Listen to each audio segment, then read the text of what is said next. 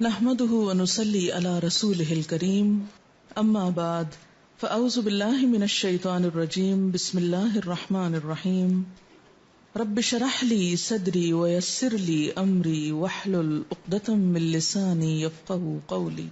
اللہ سبحانہ وتعالیٰ نے غذا کے اندر ہی علاج بھی رکھا ہے، یعنی غذا صرف ہماری بھوک مٹانے کے لیے نہیں ہے، صرف انرجی دینے کے لیے نہیں ہے، بلکہ اس کے ساتھ ساتھ ہمارا علاج بھی۔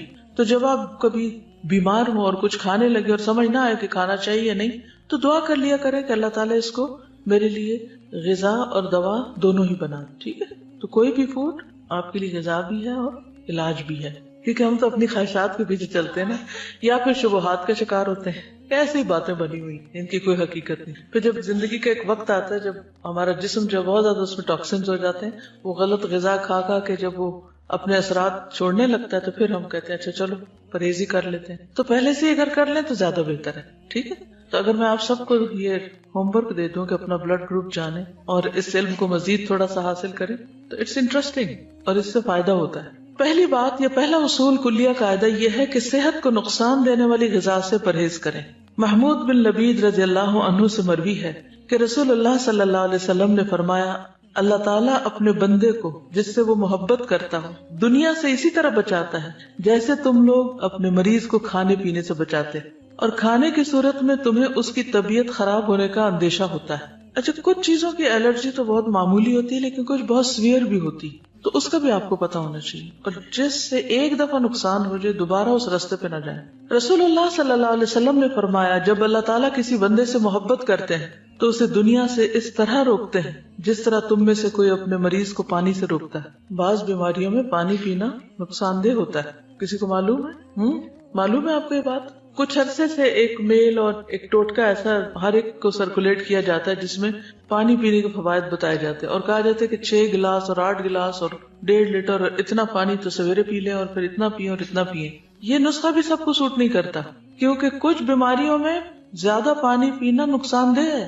کچھ ہے اندازہ آپ کو وہ کون سی بیماری ہو سکتی؟ کڈنی ریلیٹڈ، کیونکہ بعض لوگوں کی کڈنیز ویک ہوتی ہیں، پوری طرح فنکشن نہیں کرتی۔ جب آپ ایکسٹرا پانی پی جاتے ہیں تو ان کو کام کرنے میں دقت پیش آتی اور وہ نقصان دہ ہوتی۔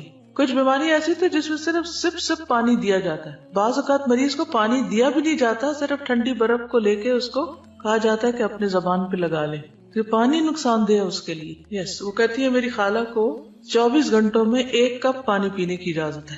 اب اگر وہ اسی طرح کوئی ٹوٹکا پڑھ کے تو 1.5 لیٹر پی بیٹھے تو یہ پانی جو زندگی کی سورس ہے اسی انسان کے لیے نقصان دہ، تو یہ ٹھیک ہے، یہ ایکسٹریم کیسز میں ہوتا ہے، لیکن ویسے بھی ہر چیز کے اندر اعتدال ضروری ہے۔ کچھ عرصے تک تو یہ تھراپیز آپ کو کام دیں گی، کچھ عرصے کے بعد پھر وہ آپ کے لیے الٹا مشکل کا سبب بنے گی۔ ایک اور چیز یہ ہے کہ جب پانی پیئے مثلاً تو ایک دم انڈیلے نہیں، انڈیلنے سے پرہیز کریں۔ مسنون طریقہ کیا ہے؟ 3 سانس میں پینا، اور اس کو بھی جیسے گھونٹ گھونٹ پیتے ہیں، یعنی جیسے کھا کے پیتے ہیں اس طرح پیئیں، ٹھیک؟ ایک ہوتا ہم تیزی سے پی جاتے ہیں، تیزی سے نہیں پی، رائٹ؟ گھونٹ گھونٹ گھونٹ گھونٹ کر کے، یعنی یہ نہیں کہ آپ کے ہونٹوں سے حلق میں جا پڑے، ٹیپ کھل گیا اور وہ ڈائریکٹ وہاں جائے، یعنی کہ آپ کی زبان اور آپ کا منہ جو ہے اس کا مزہ چکھے۔ اس طرح پینا زیادہ فائدہ مند ہے، لیکن ہم لوگ ہر وقت جلدی میں ہوتے ہیں نا، ہم کہتے ہیں جلدی سے یہ کام کر لیں، جلدی سے وہ کر لیں اور پھر بس کچھ اور کریں۔ تو ہے فرماتے ہیں کہ میں نبی صلی اللہ علیہ وسلم کی خدمت میں حاضر ہوا، آپ کے سامنے روٹی اور خشک کھجور تھی، روٹی اور خشک کھجور جیسے چھوارے ہوتے ہیں۔ نبی صلی اللہ علیہ وسلم نے فرمایا قریب ہو جاؤ اور کھاؤ۔ میں خشک کھجوریں کھانے لگا تو نبی صلی اللہ علیہ وسلم نے فرمایا تم خشک کھجوریں کھا رہے ہو حالانکہ تمہاری آنکھ دکھ رہی ہے، یعنی اس مرض میں خشک کھجور ٹھیک نہیں۔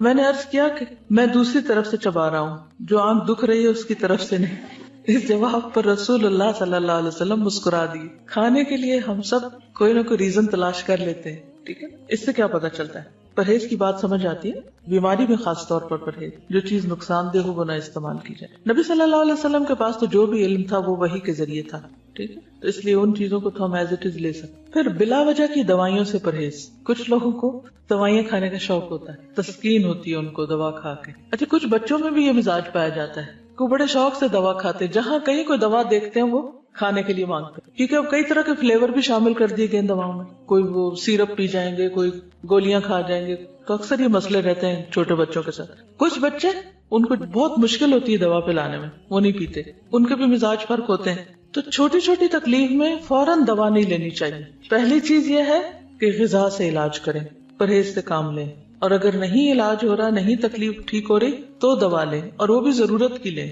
اور کثرت سے پرہیز کریں. جی، کیونکہ میں نے ایک ڈاکٹر سے پوچھا، انہوں نے مجھے کوئی دوا ریکمینڈ کی، تو میں نے کہا اس کے کوئی سائیڈ افیکٹس نہیں.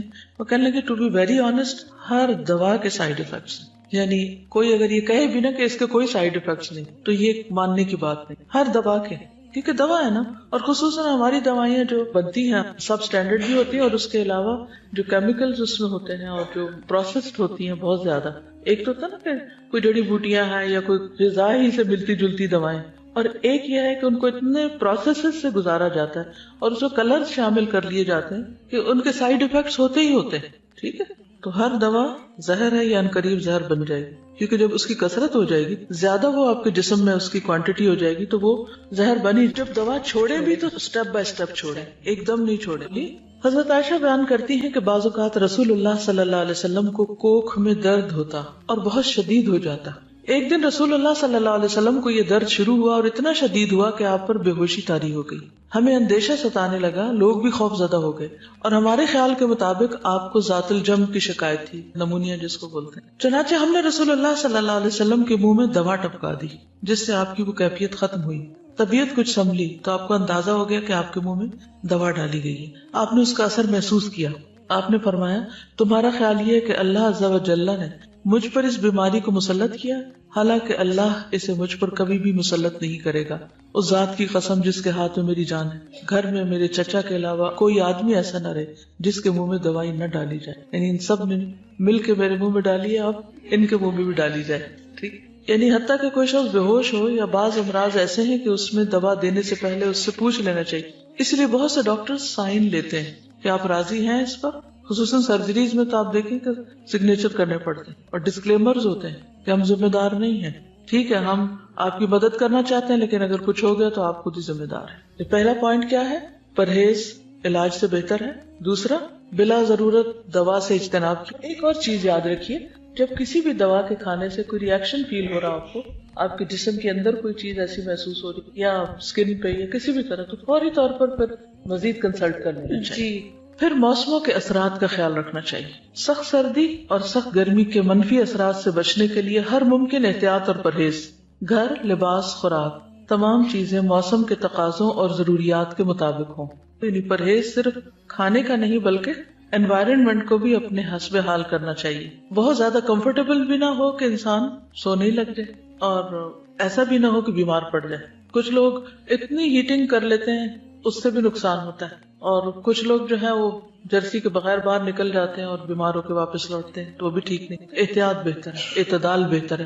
ہر شخص کو اپنے مزاج کو، اپنے جسم کو، اپنی ضروریات کو خود بھی سمجھنے کی کوشش کرنی چاہیے. اس میں بھیڑ چال نہیں کام دے گی کہ وہ یہ کر رہا ہے تو میں بھی، اس نے کچھ نہیں پہنا ہوا تو میں کیوں پہنتا ہوں. تو کسی کی نقالی مت کریں، اپنے مزاج اور اپنے بدن کو سمجھیں کہ وہ کیا چاہتا ہے. اب اس میں آپ دیکھیے، جیسے موسموں کے اثرات کی بات کی نا، تو سردی سے بچیے جب سردی زیادہ ہو، گرمی سے بچیے جب گرمی زیادہ. اسی طرح اگر بہار کے موسم میں آپ کو کسی خاص پودے سے الرجی ہے یا اور کوئی چیز سوٹ نہیں کرتی تو اس سے بھی بچنے کی ضرورت ہے. پھر وبائی اور متعدی امراض. متعدی کس کو کہتے ہیں؟ کنٹیجس، جو دوسرے کو لگ جائے. جیسے فعل لازم اور فعل متعدی ہوتا ہے. متعدی کون سا ہوتا ہے؟ جو مفعول طلب کرتا ہے. تو اسی طرح متعدی بیماری وہ ہوتی ہے کہ جو ایک سے آگے دوسرے کو جا پہنچتی. امراض پھیلنے کے موسموں، خصوصاً برسات اور گرمی میں خصوصی حفاظتی تدابیر کرنا، مثلا پانی کے ذخائر صاف رکھنا، رہائشی علاقوں کے آس پاس مچھروں، مکھیوں اور دیگر کیڑے مکوڑوں کی امکانی افزائش کی روک تھام کے لیے ادویات وغیرہ چھڑکنے کا انتظام کرنا، اور اپنے تمام گرد و پیش کو حفظان صحت کے اصولوں کے مطابق ڈھالنا.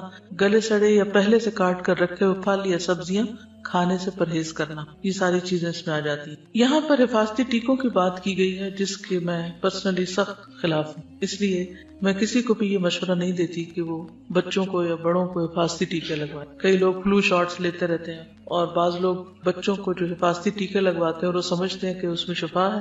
اگر آپ اس پر تھوڑی سی ریسرچ کریں تو آپ کو پتہ چل جائے گا کہ یہ بذات خود بچوں کے اندر کتنی ڈسیبلٹیز پیدا کر دیتے ہیں.